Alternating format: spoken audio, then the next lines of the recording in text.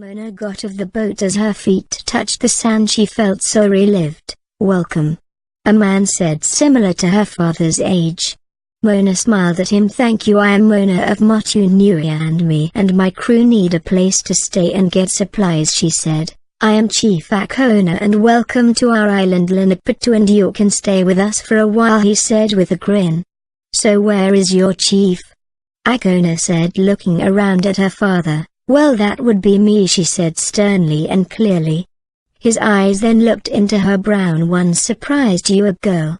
he said, laughing a bit in mockery. "Yes, she is, and she is a great chief," her father said in from behind her.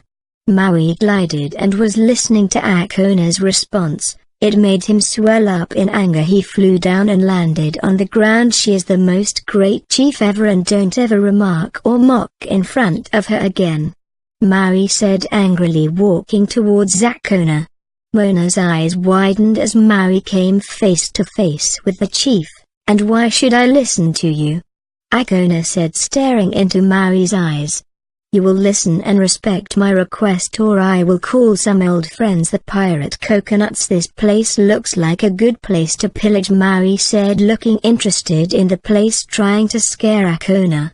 Akona suddenly knew he meant business. "Sorry Moana, would you come this way and we will show you to your quarters?" Akona said suddenly. "That's more like it," Maui said, crossing his arms. Moana gave Maui a death stare, meaning she was very angry towards him.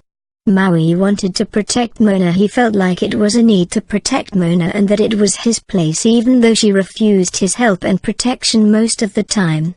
Moana and the rest of the crew followed in behind her, with Maui walking at the very end. Moana reached the village. She spotted all different types of buildings and people standing watching her. "This will be your quarters," Akona showed her. "Thank you," Moana said, going into the built fort, followed by the rest of the crew, which would be a tight squeeze, but she didn't care. All she wanted was to lay down and sleep for a while. "I hope this will be comfortable and to your liking. It's not big, but it will do," Akona said. "Thank you for your generosity," Moana said, thanking him.